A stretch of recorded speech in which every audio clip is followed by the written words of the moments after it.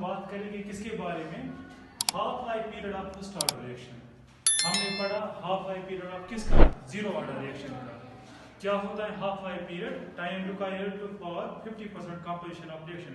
50% reaction को कितना time लगेगा होने में, उसको क्या कहते हैं, हाफ लाइफ पीरियड।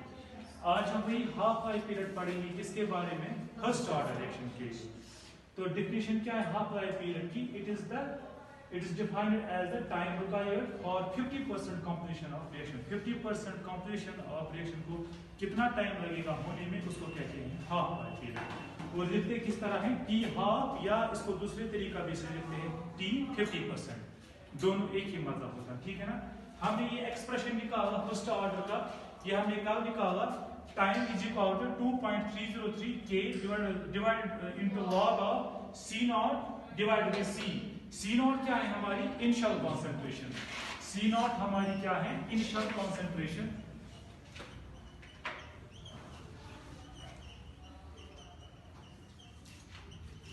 और हमारा ये नीचे वाला सी क्या है, कॉन्सेंट्रेशन रिएक्टर। ये हमारी कॉन्सेंट्रेशन सी है, हमारी कॉन्सेंट्रेशन रिएक्टर।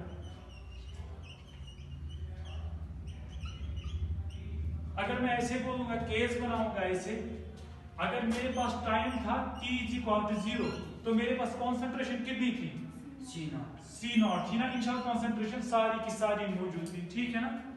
जब मेरे पास टाइम था कुछ, मेरे टाइम कुछ हो गया, यानी कुछ रिएक्शन स्टार्ट हो गई, अब टाइम हो था कुछ, तो कॉन्सेंट्रेशन कितनी बची मेरे पास, सी मानता हूं मैं, कुछ उस वक्त वो कॉन्सेंट्रेशन थी सी, जब टाइम था t, ठीक है ना।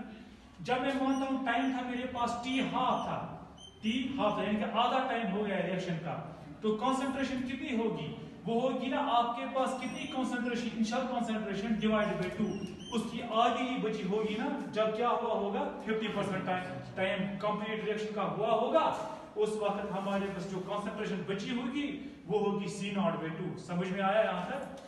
अब जरा ये देखो, ये क्या है, सी नॉट बाय 2 क्या है, सी कंसंट्रेशन रिएक्टर। कब, जब टाइम था मेरे पास हाफ था, ठीक है ना। अब हमारे पास ये एक्सप्रेशन निकला है टाइम का, तो हम यहां पर लिखते हैं जब टाइम था मेरे पास टी हाफ, जब टाइम था मेरे पास टी हाफ, तो एक्सप्रेशन क्या बन जाएगा, 2.303 divided by K into log of C not divided by C. C क्या है, कंसंट्रेशन रिएक्टर। व्हेन टाइम क्या था मेरे पास, व्हेन टाइम था मेरे पास टी हाफ, है ना। यहां पर मैंने लिखा ना, जब यहां पर डिवाइडेड बाय सी था, सी के बदले क्या मैं लिखूंगा, कितनी कंसंट्रेशन रिएक्टर है, वो कितनी है, सी नॉट बाय 2। समझ में आया यहां तक, तो मैं इसको लिखूंगा सी नॉट बाय 2। समझ में आया यहां तक, ब्रैकेट क्लोज। अब यहां ध्यान दे दो, सी नॉट और सी नॉट हो गया कैंसल।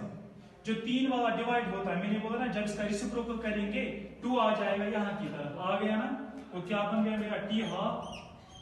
टी हाफ किसके बराबर होता है, 2.303 divided by K into log of 2। ये निकला ना, क्लियर हुआ। टी हाफ किसके बराबर निकला, 2.303 divided by K into log 2 किसके बराबर होता है, 0.3010 के बराबर होता है ना। लॉग 2 ये किसका वैल्यू है, लॉग 2 किसके बराबर होता है, 0.3010 के बराबर। समझ में आया यहां तक। अब मुझे पता, इसको इसके साथ मल्टीप्लाई करेंगे, टी हाफ इज इक्वल, इसको इसके साथ मल्टीप्लाई, वो निकल 0.9632 डिवाइडेड बाय के। समझ में आया। तो ये हमारा फर्स्ट ऑर्डर रिएक्शन का क्या निकला, टी हाफ। क्लियर बात यहां तक। अब देखो आप इस टी हाफ में क्या कहीं पर इनिशियल कंसंट्रेशन दिखाई देती है, इसका मतलब जो half life period of first order reaction is independent on initial concentration. ये क्या होती है, इंडिपेंडेंट ऑन इनिशियल कंसंट्रेशन। इस पॉइंट को लिखो, half life period, half life period, half life period of first order reaction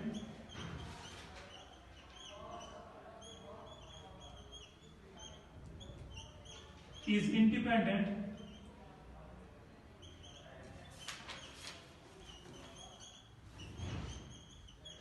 independent on initial concentration,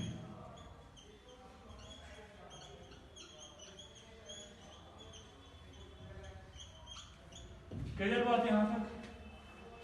अब जरा यहां पर देखो, मैं ग्राफ डाल रहा हूं किसका, मैं डाल रहा हूं यहां पर मेरे पास है टी हाफ में लेता हूं यहां से टी हाफ, यहां से मैं ले रहा हूं इनिशियल कंसंट्रेशन, ठीक है ना? अब मैंने कुछ कंसंट्रेशन ली, उसका कुछ हाफ लाइफ पीरियड मैं मानता हूं ये था, अब मैंने कंसंट्रेशन यहां से बढ़ाई, हाफ लाइफ पीरियड वही होगा ना जो इंडिपेंडेंट इनिशियल कंसंट्रेशन होता है ना, ये वही रहेगा ना, एक ही वैल्यू इसका रहेगा, समझ में आया? तो ये होगा इसका कांस्टेंट, इस कांस्टेंट का वैल्यू कितना होगा, ये जो स्लोप चल रहा है कितना होगा 0.9632 डिवाइडेड बाय k, इस स्लोप का वैल्यू, ठीक है ना? तो ये क्या मैंने बोला, कंसंट्रेशन आप बढ़ाओ, अब ये कंसंट्रेशन ले लो या ये कंसंट्रेशन ले लो, इस पे वैल्यूज होंगे ना, नीचे दे के वैल्यूज होंगे, इस पे वैल्यूज डाल के होंगे, आप कोई भी इनिशियल कंसंट्रेशन दे दो, लेकिन हाफ लाइफ पीरियड एक ही रहेगा, कांस्टेंट ही रहेगा, वो चेंज नहीं होगी। वो हमें कहां से मिला, यहां तक मिला, समझ में आया, अच्छे से आया? तो ये था मेरा half life period. Half life period का क्या मतलब होता है, time required to complete half of the reaction. अगर मैं बोलूं T75, उसका क्या मतलब होता है, time required to complete 75% of reaction. Clear बात यहां तक? जरा आप देखो T75, इसको मैं रब करूं इस वाले पोर्शन को, जरा इसको ये करो, जरा यहां पर ध्यान दे दो, पहले उसको भी साथ साथ खत्म करो। मैं लिखता हूं T75%, 75%। T75% का क्या मतलब होता है, T 3/4, 75% का मतलब यही होता है ना 75 डिवाइडेड बाय 100, है ना?